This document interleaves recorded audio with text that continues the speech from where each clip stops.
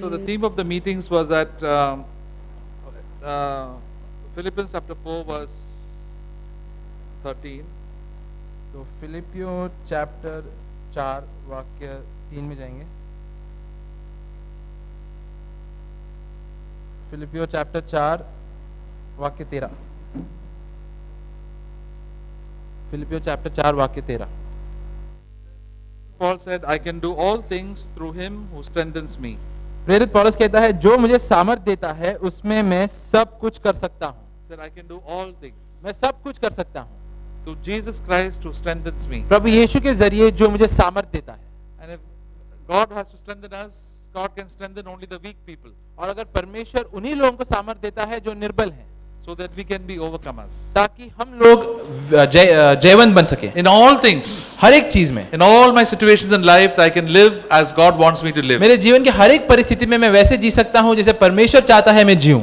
Through all the difficult problems and situations in life, God wants to strengthen me. मेरे सारे मुश्किल समय में, मुश्किल परेशानियों के बीच परमेश्वर मुझे सामर्थ देना चाहता है। And what is the strength that God gives me? और वो क्या सामर्थ है जो परमेश्वर मुझे देता है? When you think about strength, what do you get? What do you think of? Strength is some sort of power. जब हम लोग सामर्थ के बारे में सोचते हैं तो क्या दिमाग में आता है? कोई तरह की शक्ति।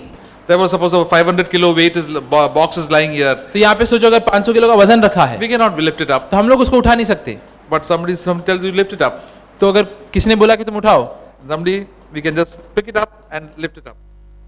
तो फिर हम लोग उठा के उठा देंगे। You got really good strength. तो अगर किसने ऐसा किया तो उसके पास बहुत ज्यादा ताकत है। There is a comic known as Popeye, तो पॉपॉय करके एक बहुत फेमस कार्टून था। and he takes some spinach. Whenever he takes spinach, he gets tremendous strength.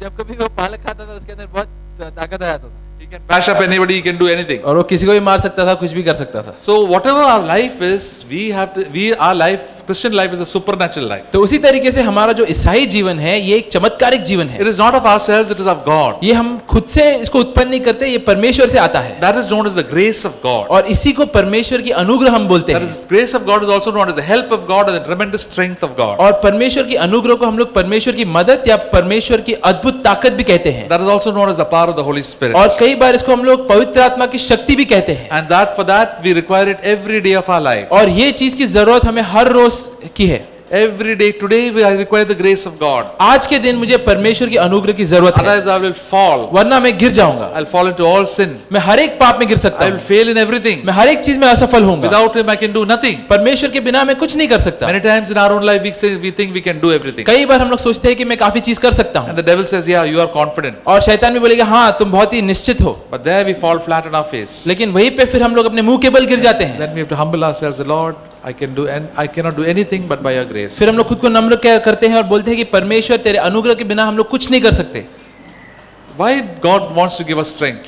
तो परमेश्वर क्यों हमें सामर्थ देना चाहता है? Because by nature we are very weak people. क्योंकि हम अपने स्वभावी रूप से बहुत ही निर्बल है। God demonstrated it to the nation of Israel. और परमेश्वर ने ये चीज को दर्शाया यहूदियों को। The nation of Israel is a very small nation. तो यहूदियों को जो देश था बहुत ही छोटा देश था। And all the time they had tremendous amount of enemies. और वो लोग के पास हमेशा दुश्मनों की कमी नहीं थी। And whenever they could not fight against, but always they had to rely on the Lord. और इसलिए वो लोग कभी भी इन दुश्मनों से खुद के सामर्थ्य से लड़ नहीं पाते थे, हमेशा परमेश्वर के ऊपर वो लोग निर्भर रहते थे। Whenever they cried out to God, God helped them. जब कभी भी परमेश्वर की ओर वो लोग पुकारते थे तो परमेश्वर उनकी मदद करता था। Whenever they went to take alliance from Egypt and this one and that one, they thoroughly failed. और जब कभी भी वो लोग कोई मिस्र देश या कोई और देश की मदद लेने जाते थे तो उस समय वो लोग हमेशा असफल होते थे। And God wanted to teach them a lesson. क्योंकि परमेश्वर हमेशा उनको कोई चीज सिखाने की कोशिश करता था। I am your God, I am your Savior, you have to depend always upon me. मैं ही तुम्हारा परमेश्वर हूँ, मैं ही तुम्हारा उद्धारक हूँ, हमेशा तुम्हें मुझ पे निर्भर होना है। The Bible says in Proverbs chapter 3, do not trust in the Lord at all ways, do not lean upon your own understanding. नीति वचन 3 में लिखा है कि हमेशा प्रभु के ऊपर भरोसा रखो, खुद के सोच विचार के ऊपर भरोसा मत रखो। People in this world, most believers think about their own understanding. ज्यादातर जो विश्वासी है, अविश्वासी है, सभी लोग अपने खुद के सोच विचार के ऊपर भरोसा करते हैं। God says, acknowledge Him as Lord in your whole life and He will direct your path. और परमेश्वर कहता कहता है कि हर चीज में परमेश्वर को तुम कबूलो, उसको तुम जानो, तो फिर वो तुम्हारे मार्गों को सीधा करेगा। Initially we think we are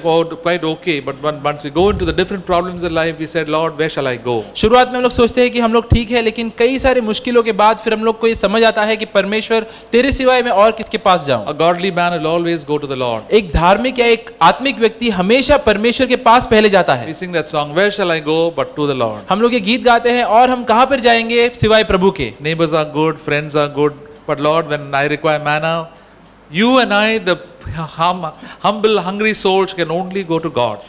पड़ोसी अच्छे हैं, दोस्त अच्छे हैं, लेकिन जब मुझे आत्मिक रोटी चाहिए तभी सिर्फ मैं परमेश्वर के पास ही जा सकता हूँ। We have to go, each one of us individually, before God's face. हर एक व्यक्ति को यहाँ पे आपसी तरीके से परमेश्वर के पास जाना है। You have to go with your problems and your difficulties. You can't share with everybody, but you have to go for the Lord. अपनी समस्याएं, अपनी सारी मुश्किलें, हर एक चीज जो हम लोग दूसरों को नहीं बोल पाते, वो सारी चीजों को लेकर हमें परमेश्वर के पास जाना है। That's why He is our personal Savior.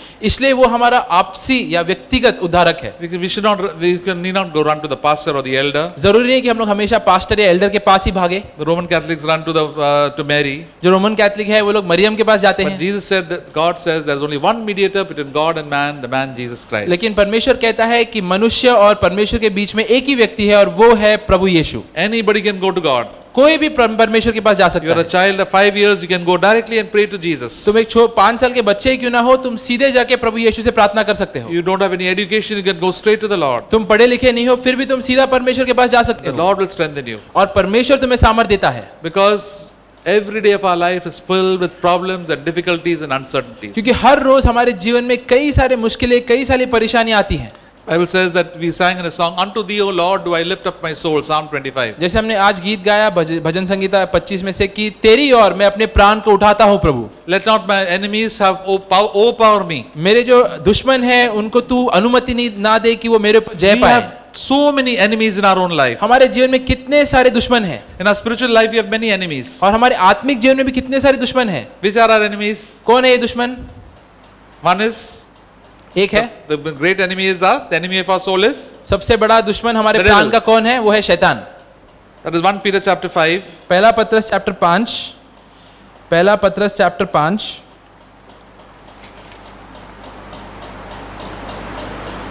Verse 8 वाक्य 8 says, be of sober spirit, be on the alert. Your adversary, your enemy, the devil, prowls about like a roaring lion seeking someone to devour. सचेत हो और जागते रहो, क्योंकि तुम्हारा विरोधी शैतान गरजने वाले सिंह की नाई इस खोज में रहता है कि किसको फाड़ खाए। The devil is our enemy for life. तो शैतान जो है वो जीवन भर के लिए हमारा दुश्मन है। Why is he our enemy? वो क्यों हमारा दुश्मन है? Earlier we were under his power. क्योंकि एक समय पर हम लोग उसके शक्ति के नीचे थे, He hates the Lord. और वो परमेश्वर से नफरत Now करता we are है। out of his kingdom and come into the kingdom of Jesus और Christ. अभी हम लोग उसके राज्य से निकलकर परमेश्वर के राज्य में आ चुके हैं। And we can also can bind his powers. और अभी तो हमारे पास ये भी सामर्थ्य है कि उसकी शक्तियों को हम लोग बांध दे। One day once we were under him and now we can resist him. एक समय था जब हम उसके नीचे थे, और अभी हम लोग उसका सामना कर सकते हैं। That's why he's prowling around like a lion to really destroy us. इसलिए वो शैतान जो है वो गरजने वाले सिंह की नाई इस खोज में रहता है कि वो हमें खा जाए। How does he destroy us? कैसे वो हमें हमारा नाश करता है? How the devil destroy? कैसे शैतान How was the नाश devil कर... destroyed in the first place? शैतान का खुद का नाश कैसे हुआ? By pride. घमंड के जरिए। He tells you you're a great person. वो तुम्हें बोलता है कि तुम बहुत ही महान व्यक्ति हो, You're very spiritual. तुम बहुत ही आत्मिक हो, You got so many talents. तुम्हारे अंदर कितने सारे क्षमताएं हैं। You know how in Hindi they chadaus us like anything. जैसे हम लोग हिंदी में सुनते हैं कि चने के झाड़ पे चढ़ाना, He makes us really feel that you are very great. तो हम तुमको वो ऐसा बतलाएगा कि तुम बहुत ही महान व्यक्ति You हो, are better than others. और तुम दूसरों से बेहतर You हो, are better than this believer. तुम वो वाले विश्वासी से बेहतर हो, You should have a better position. तो तुम्हारे लिए इसलिए अच्छा और स्थान होना चाहिए। And then we are good with we start thinking high about ourselves. और हम लोग खुद के बारे में ऊंची ऊंची चीजें सोचने लगते हैं, And we forget that what we are by the grace of God. और हम लोग ये भूल जाते हैं कि हम लोग जो कुछ भी हैं वो है परमेश्वर के अनुग्रह के जरिए। And when we become proud, और जब भी हम लोग घमंडी बन जाते हैं, then he catches us. तभी शैतान हमें पकड़ लेता He है, says, I've got something of my spirit in you. और वो बोलता है कि अभी तुम्हारे अंदर कुछ ऐसी चीज है जो मेरी आत्मा भी है। And God also resists us. और फिर परमेश्वर भी हमारा विरोध करने लगता है, Because God hates proud people. क्योंकि परमेश्वर घमंडियों से नफरत करता है, Whoever it is. भले वो कोई भी हो। God hates proud unbelievers. परमेश्वर जो है वो घमंडी अविश्वासियों से नफरत करता है, God hates proud believers also. और परमेश्वर जो है वो घमंडी विश्वासियों से भी The नफरत करता moment है। I become proud, जिस समय मैं घमंडी बन जाता हूँ, God pushes me away. परमेश्वर मुझे धकेल देता है, God just can't stand pride at all. क्योंकि परमेश्वर बिल्कुल भी घमंड को सह नहीं सकता। And so quietly the pride comes into our own life. और कितने चुपचाप तरीके से, कितने रहस्यमयी तरीके से घमंड हमारे जीवन में आ That's why it सकता है। says we have to be sober spirit, be on the alert. इसलिए यहाँ पे हमें लिखा है कि हमें सचेत रहना है, जागते रहना है। Who are the people who criticize other people? कौन ऐसे लोग हैं जो दूसरों में कमियां निकालते हैं? When we judge other people, criticize other people, जब हम लोग दूसरों के ऊपर न्याय करते हैं, उनकी नुक्स निकालते हैं, it shows how proud you are. इससे हमें क्या मालूम पड़ता है कि हम लोग कितने घमंडी हैं। We pass opinions out. This person, this is not good, that is not good. This is the spirit of pride coming up. वो व्यक्ति के ऊपर, ये व्यक्ति के ऊपर हम लोग राय बनाते हैं, तो उस समय फिर घमंड की आत्मा हमारे अंदर आ जाती है। God says God is only judge. और फिर परमेश्वर कहता है कि वो ही अकेला है न्यायाधीश। That's why we have to be alert to all these thoughts that come into our mind. इसलिए ये सारे सोच विचार, सारे मनोवृत्ति की ओर हमें सतर्क रहना है। I don't want these to come into my mind. मैं नहीं चाहता कि ये सारी चीज मेरे दिमाग में आए। I don't want to have the thoughts of the devil coming मैं नहीं inside. चाहता हूँ कि शैतान के सोच विचार मेरे दिमाग में आए। If I do that, the devil will destroy me. अगर मैं वो करूंगा तो फिर शैतान मेरा नाश कर देगा, I will lose fellowship with God. परमेश्वर के साथ मैं संगति खो बैठूंगा।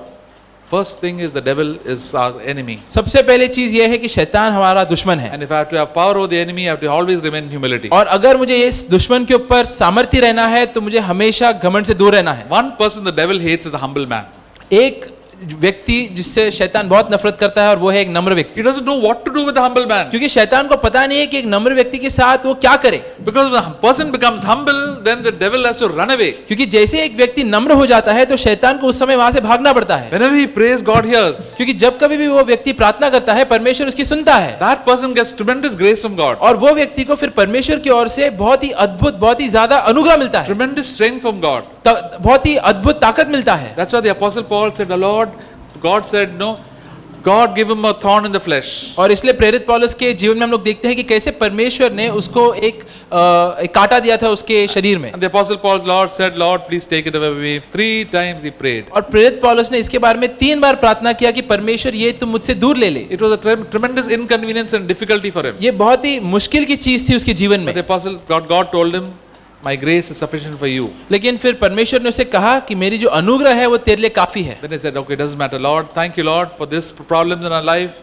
If your grace is always with me, I can rejoice. तो उस समय फिर प्रेरित पौलुस ने कहा कि कोई बात नहीं परमेश्वर, अगर तेरी संगति, तेरा आनंद मेरे साथ है, तेरा अनुग्रह मेरे साथ है तो मेरे लिए चलेगा। That's why the Apostle Paul had such an intimate relationship with Jesus और Christ. फिर इसी के वजह से प्रेरित पौलुस का जो रिश्ता था प्रभु के साथ इतना अच्छा था, And he was used by God in such a marvelous way. और इतने अच्छे तरीके से फिर परमेश्वर ने उसका इस्तेमाल किया।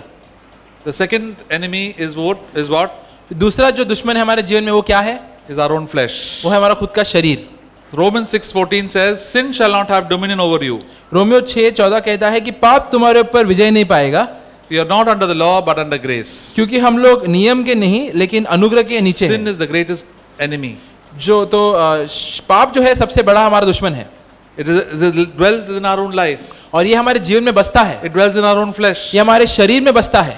All the desires of our flesh comes up. सारी शरीर की हवस और लालसाएं। That's why the only cure for that is that we have to humble ourselves and take up our cross daily. तो इसका एक ही हल है कि हम लोग खुद को नम्र करें और रोज हमारे क्रूस को उठाएं। All our selfishness that comes out, we say, Lord, I want to put it to death, all these lusts and desires of my flesh. जब कभी भी स्वार्थीपन हमारे शरीर के अलग अलग अभिलाषाएं ऊपर आती हैं तो उस समय हमें बोलना है कि परमेश्वर मैं इनको मार देता हूं और अपना क्रूस उठाता हूं। And the third enemy is the world. और तीसरा जो दुश्मन है वो है संसार। James 5. Yakub 5 Sorry, James 4, chapter 4. Yakub 4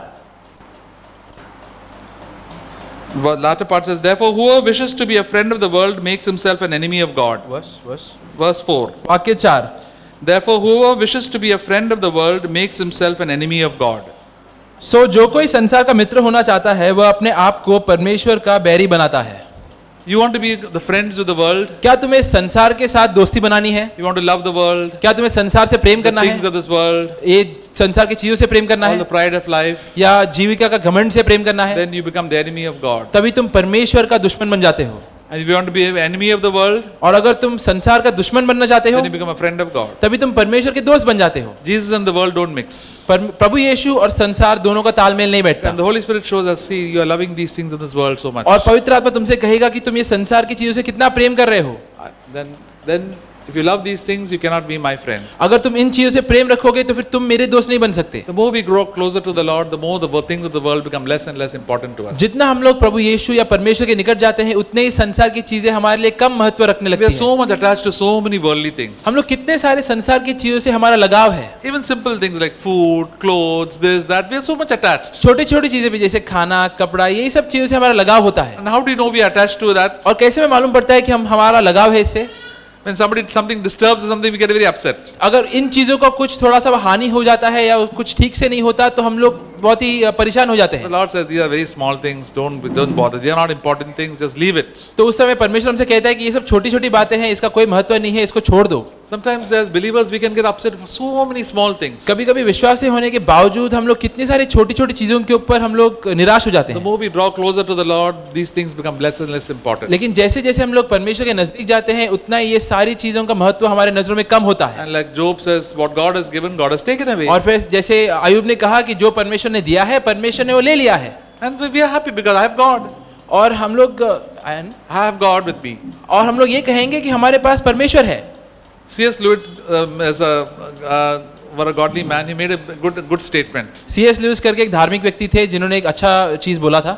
He says, if a person has God and everything else in this world, अगर एक व्यक्ति के पास परमेश्वर है और उसके साथ संसार की चीजें भी हैं, he does not have more than the person who has God alone. तो उसके पास और अधिक नहीं है उसकी तुलना में, उस व्यक्ति की तुलना में जिसके पास सिर्फ परमेश्वर है। For example, if I have God and all the riches of this world, उदाहरण के तौर पर अगर मेरे पास परमेश्वर है और दुनिया की सारी चीजें भी हैं, and brother has only God, और ये भाई के पास सिर्फ परमेश्वर है, who's superior? तो इन दोनों में कौन और महान है?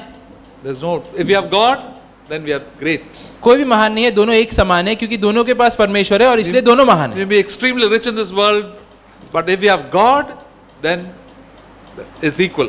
तो हो सकता है कि दूसरा भाई के पास बहुत पैसे हो, लेकिन अगर तुम दोनों के पास परमेश्वर है तो फिर तुम दोनों एक समान हो। The most important thing is that I have fellowship with God, I have God's presence with me. तो सबसे जरूरी बात यह है कि परमेश्वर के साथ मैं संगति रखूं और परमेश्वर मेरे साथ होने चाहिए। That's why the things of this world, we have to say, the Apostle Paul said, I count them as rubbish. इसलिए इस दुनिया की चीज की और हमें प्रेरित पौलुस के जैसे मनोवृत्ति रखना है जिसने कहा था कि ये सारी चीज कचरे के समान है। We have to use all these things, these rupees and all these other things in this world, but God should be the primary thing in our own life. काफी सारी चीजों की हमें इस्तेमाल करना पड़ता है, लेकिन परमेश्वर मेरे जीवन में सबसे प्रमुख स्थान पे होना If चाहिए। God is not there, we have nothing. क्योंकि अगर परमेश्वर हमारे जीवन में नहीं है तो हमारे पास कुछ भी नहीं है। So many believers run after the things of this world कितने सारे विश्वासी हैं जो संसार की चीजों के पीछे भागते हैं and they lose out fellowship with God. और वो लोग परमेश्वर की संगति खो बैठते हैं, And then God's love is not there in their heart. और फिर परमेश्वर का प्रेम उनके मन में नहीं होता।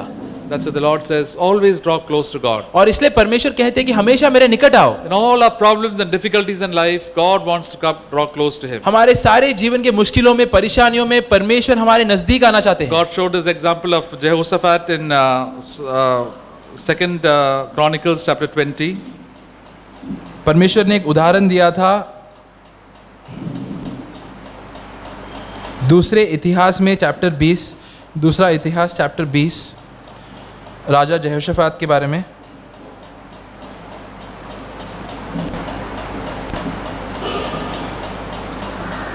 Verse 12. वाक्य 12। O our God, will not thou judge them, for we are powerless against the great multitude who are coming against us, nor do we know what to do, but our eyes are on thee. हे हमारे परमेश्वर, क्या तू उनका न्याय ना करेगा?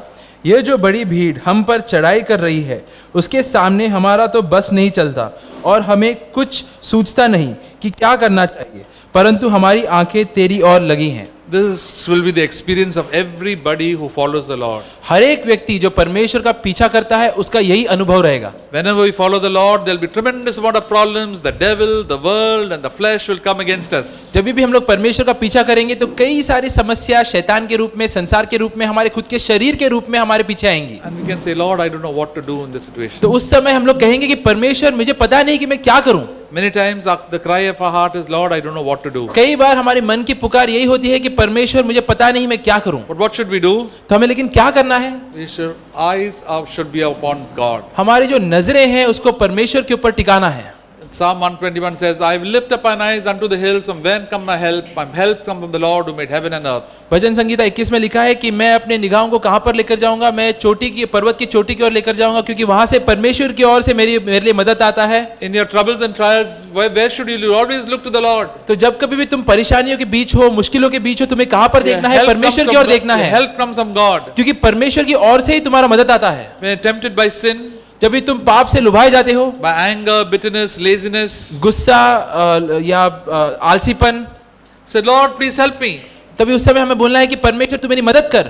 And surely the Lord will give you a word. और जरूर उस समय परमेश्वर तुम्हें एक वचन देगा। And then you will thank and praise the Lord. और उस समय फिर तुम परमेश्वर को धन्यवाद दोगे, उसकी स्तुति करोगे। Verse 19 says, the Levites from the sons of Kohathites and the sons of Korahites stood up to praise the Lord their God with a very loud voice. और कहातियों और कोराहियों में से कुछ लेवीय खड़े होकर इज़राइल के परमेश्वर यहोवा की स्तुति अत्यंत ऊंचे स्वर से करने लगे।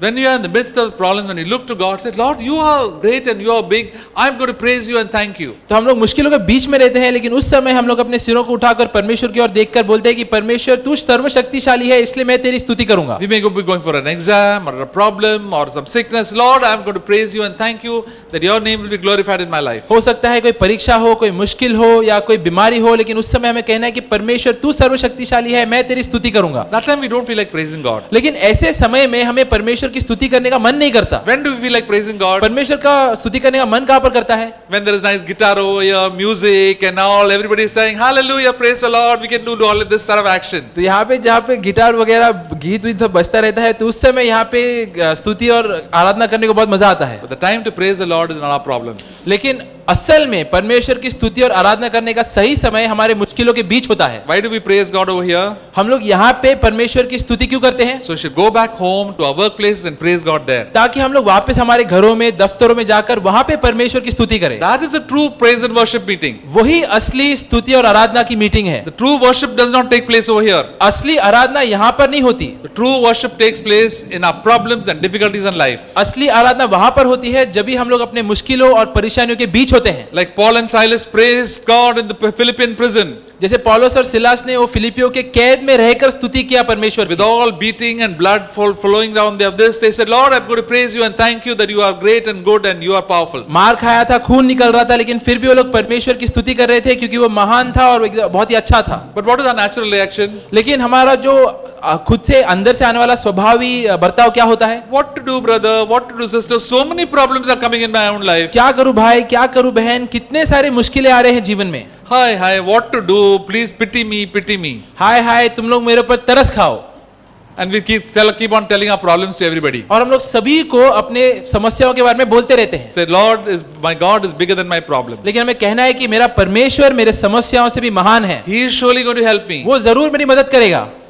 Bible says, Psalm 34 says, this poor man cried and the Lord heard him. भजन संगीता 34 कहता है कि गरीब व्यक्ति ने परमेश्वर की ओर पुकारा और परमेश्वर ने उसकी सुनी। And delivered him from all his fears. और उसको उसके सारे डरों से बचा लिया। See, so many fears come into our own life. कितने सारे डर हमारे जीवन में आते हैं। People say, I will do this to you. लोग कहते हैं कि मैं तेरे साथ वो करूंगा।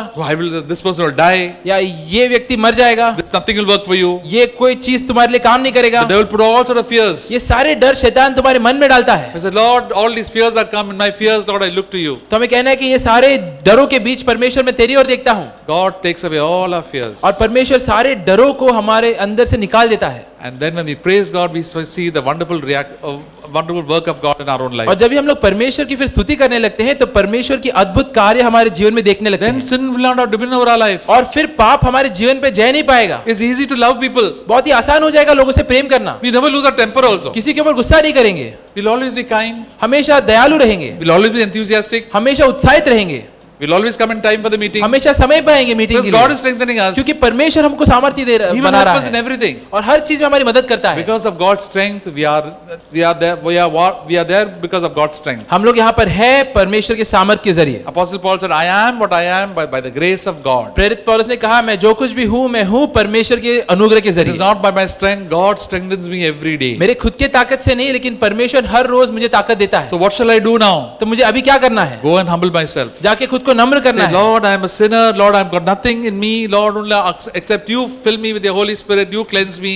Lord, then only I can stand before you. परमेश्वर, मैं पापी हूँ, मेरे अंदर कुछ भी अच्छा नहीं है, अगर तू मुझे साफ करेगा और पवित्र आत्मा से भरेगा तो फिर ही मैं तेरे सामने खड़े रह सकता Then हूँ। I can have victory over sin. तभी मैं पाप के ऊपर फिर जय पा सकता हूँ। God will do everything for me. फिर परमेश्वर मेरे लिए सब चीज करेगा। I am his child. He'll help me. मैं उसका बच्चा हूँ, वो मेरी मदद करेगा। God had to tell the Jehoshaphat, you do not have to fight this battle now. परमेश्वर ने यहोशाफात को ये कहा कि ये लड़ाई अभी तुम्हें लड़ने की जरूरत नहीं है, I'll fight the battles for you. मैं तुम्हारे लिए लड़ूंगा। I'll take care of your life. मैं तुम्हारे जीवन का ख्याल रखूंगा। I'll take care of your family. मैं तुम्हारा परिवार का ख्याल I'll take care of रखूंगा। all the problems in life. सारे तुम्हारी मुश्किलों का ख्याल रख दूंगा। You just have fellowship with me. तुम बस मेरे साथ संगति करो। I've come to have fellowship with you. मैं आया हूँ तुम्हारे साथ संगति करने के लिए। What is the purpose of our living in this world? हमारे जीवन का उद्देश्य क्या है इस दुनिया में? We should do a lot of good work in this world. क्या हम लोग बहुत अच्छे अच्छे काम करें इस दुनिया में? Why did God create Adam and Eve? परमेश्वर ने आदम और हवा को क्यों बनाया? To have fellowship. ताकि वो उनके साथ संगति करे। He used to come in the evening and talk with them and he used to have fellowship with them. He used to enjoy fellowship with them. शाम के समय वो उन बगीचे में आता था और उनके साथ संगति करता था, उनसे बातें करता था। Not to do our daily duties and cultivate our garden and cut the flowers and plants and eat the fruits. That is not the main thing. That is secondary thing. सिर्फ इसीलिए नहीं उन्होंने उनको बनाया ताकि वो लोग बगीचा का ध्यान रखे, ख्याल रखे, फल खाएं, यही सब चीजों के लिए नहीं बनाया। Our work is not the important thing. तो हमारा जो काम है वो सबसे महत्वपूर्ण Our चीज नहीं है। studies are not the important thing. हमारी जो पढ़ाई लिखाई है वो सबसे महत्वपूर्ण चीज नहीं है। Looking after our relatives are not the most important thing. हमारे रिश्तेदारों का ख्याल रखना सबसे महत्वपूर्ण चीज नहीं है। The most important thing is that I have fellowship with Jesus. सबसे महत्वपूर्ण चीज ये है कि मैं परमेश्वर के साथ संगति रखूं। When you go to heaven, when you die, where will you have to go meet the Lord first? जब भी हम लोग मरेंगे तो सबसे पहले जाके परमेश्वर को मिलेंगे। Then you'll say, Lord, every day, Lord, I was longing for you. I want to speak to you. और हम लोग उस समय कह पाएंगे कि हर रोज मैं चाह रखता था कि मैं तेरे साथ संगति करूं, तेरे से बातें करूं। Let us cultivate this habit. तो ये आदत को हमें डालनी है। Let us have a humble attitude. एक नम्र मनोवृत्ति रखनी है। God will give us tremendous strength. और परमेश्वर हमें ताकत देगा। I require the strength of God every day of my life. परमेश्वर की सामर्थ की जरूरत है मुझे हर रोज। Today's strength will not be enough for tomorrow's. आज की ताकत कल के लिए काफी नहीं है। Tomorrow I have to ask God, Lord, I am needy, please help me. कल मुझे फिर से परमेश्वर से मांगना है कि परमेश्वर मैं जरूरतमंद हूँ, मुझे तू दे। That is a wonderful miracle God keeps on doing every day in our life. और ये बहुत ही बढ़िया चमत्कार है जो हर रोज परमेश्वर हमारे जीवन में करते रहता What a है। wonderful God we have. कितना अद्भुत परमेश्वर है हमारा। Lord, I praise you and thank you because you are doing everything good for me. परमेश्वर मैं तेरी स्तुति करता हूँ, तेरी आराधना करता हूँ क्योंकि तू हर चीज मेरे अच्छे के लिए कर रहा है। Hallelujah, praise the Lord. Hallelujah, परमेश्वर की स्तुति हो। We can give thanks to God in that situation. परमेश्वर को हर एक परिस्थिति में धन्यवाद दे सकते हैं। Hallelujah, we can give thanks to God in everything. Hallelujah, परमेश्वर को हर चीज के लिए धन्यवाद दे सकते हैं। So let's hear the word of God. One by one we can speak in Hindi and or in English, no translations as far as possible so that we have enough time to share the word of God. So अभी एक एक करके भाई और बहन आके यहाँ पे बोल सकते हैं। start, I think you can ask brother Datta Swami and then Parantamal will come and others will come very fast, quickly, one by one. Something that God has touched you, that God has spoken to you, speak only on that. कोई भी ऐसी चीज जिसके ऊपर परमेश्वर ने तुमसे बात की है, एक चीज उसके ऊपर बात करो।